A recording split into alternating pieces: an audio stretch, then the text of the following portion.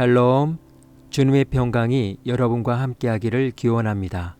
오늘 성경 읽기와 말씀 묵상을 통해 하나님의 말씀을 깨닫는 지혜와 기도하고 간구하는 모든 것들 위해 응답의 열매가 충만하기를 소망합니다. 오늘 사순절 말씀 묵상은 마가복음 14장 3절에서 9절까지의 말씀입니다. 예수께서 베다니 나병 환자 시몬의 집에서 식사하실 때 한 여자가 매우 값진 향유 곧 순전한 나드 한 옥합을 가지고 와서 그 옥합을 깨뜨려 예수의 머리에 부으니 어떤 사람들이 화를 내어 서로 말하되 어찌하여 이 향유를 허비하는가?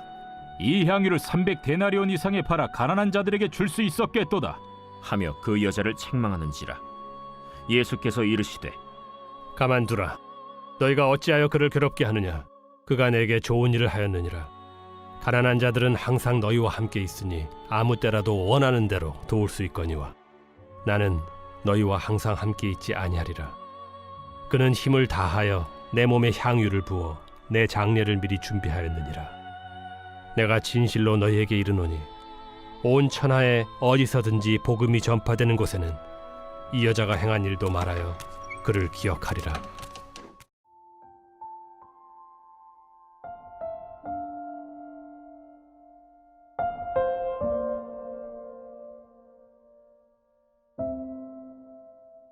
선물, 타인에게 고마움이나 기쁨을 표현하기 위해 어떤 물건을 보내는 것 또는 그 물건을 일컫는 말입니다.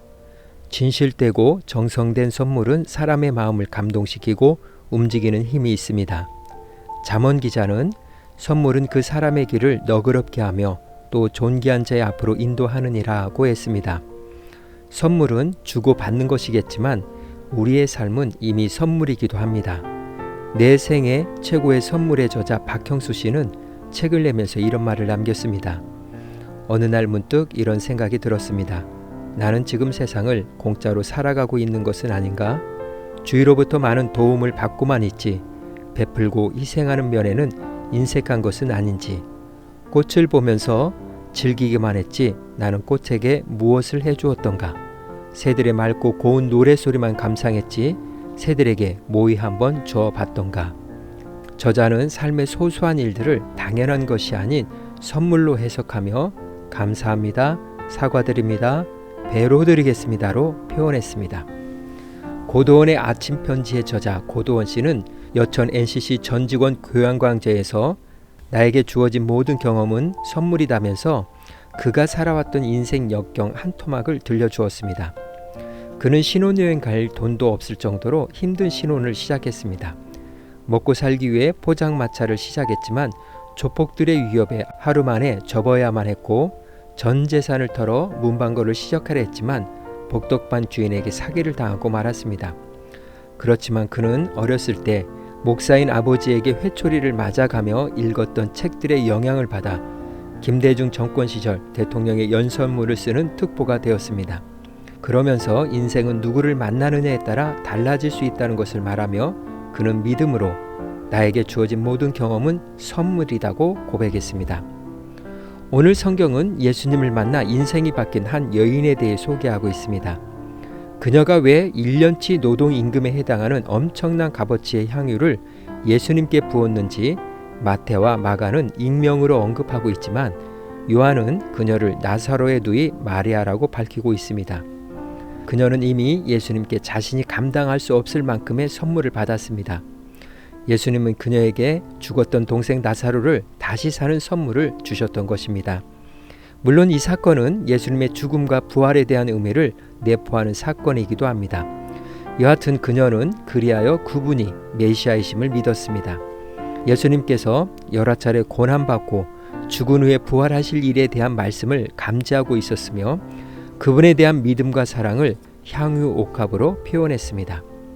주님께 나아갈 때 빈손으로 나아가지 않고 선물을 준비했던 것입니다.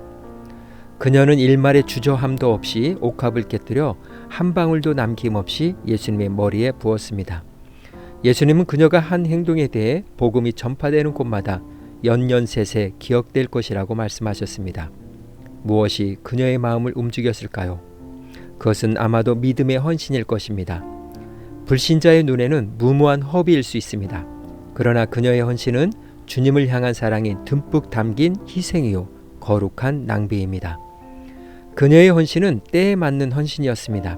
가난한 사람은 늘 함께 있어 마음만 먹으면 도울 수 있지만 며칠 후면 예수님이 함께 계실 수 없기에 예수님의 장례를 미리 준비한 시의적절한 헌신이었습니다.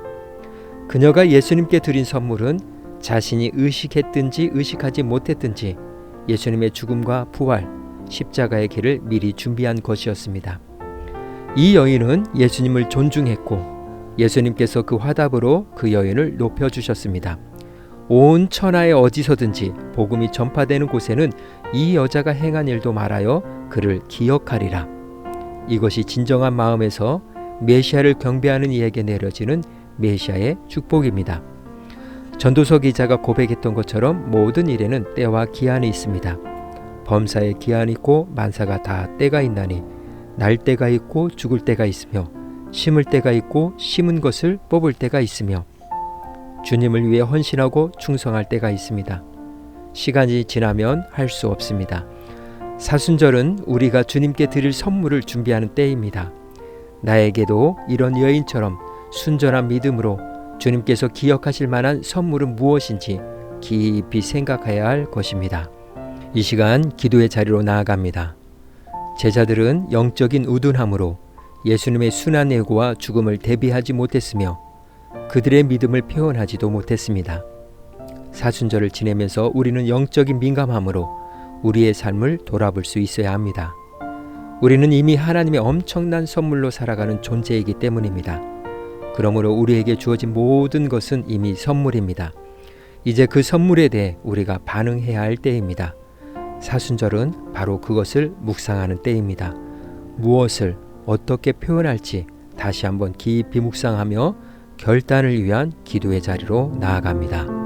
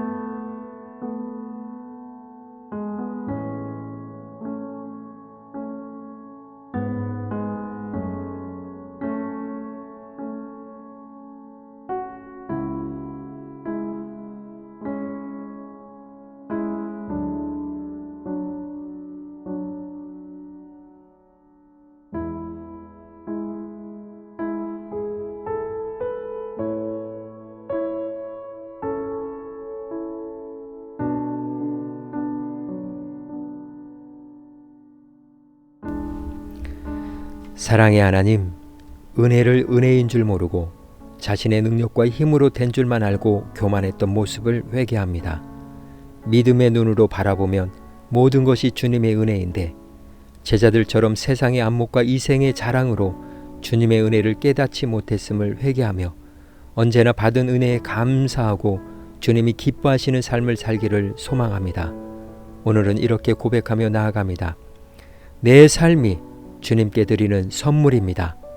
예수님의 이름으로 기도합니다. 아멘. 이제 음악이 마칠 때까지 자유롭게 기도합니다.